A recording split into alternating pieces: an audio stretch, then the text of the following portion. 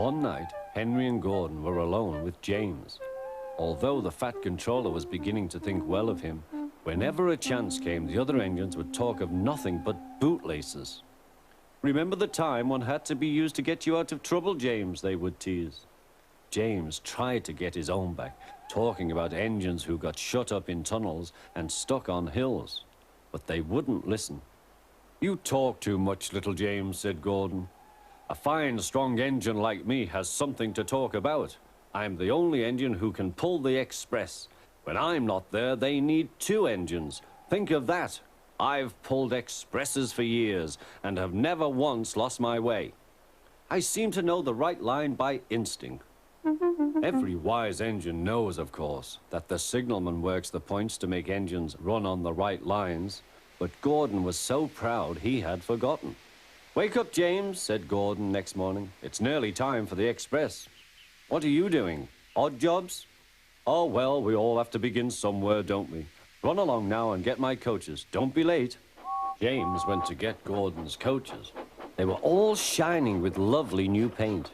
He was careful not to bump them, and they followed him smoothly into the station, singing happily, "We're going away, we're going away." "I wish I was going with you," said James. "I should love to pull the express and go flying along the line." Gordon, with much noise and blowing of steam, got ready to back onto the train.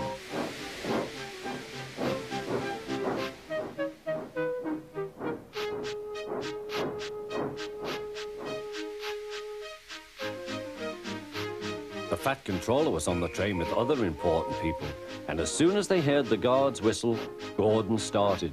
Look at me now," he puffed, and the coaches glided after him.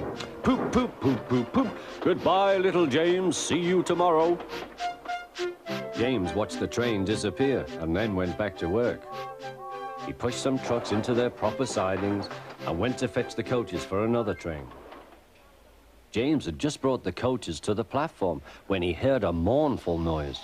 There was Gordon trying to sidle into the station without being noticed. "Hello, Gordon. Is it tomorrow?" asked James. Gordon didn't answer. He just let off steam feebly. "Did you lose your way, Gordon?" said James. "No, it was lost for me. I was switched off the main line onto the loop. I had to go all round and back again." "Perhaps it was instinct," said James. Meanwhile, all the passengers hurried to the booking office. "We want our money back," they shouted. But the Fat Controller climbed on a trolley and blew the guard's whistle, so loudly that they all stopped to look at him. Then he promised them a new train at once. "Gordon can't do it," he said. "Will you pull it for us, James?" "Yes, sir, I'll try." So James was coupled on and everyone got in. "Do your best, James," said the Fat Controller. Come along," puffed James. You're pulling as well," sang the coaches.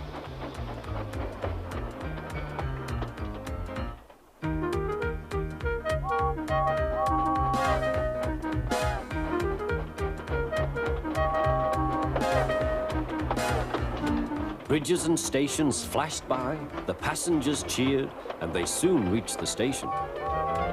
Everyone said thank you to James, and the Fat Controller was very impressed. "Well done," he said. "Would you like to pull the express sometimes?" "Yes, please," answered James.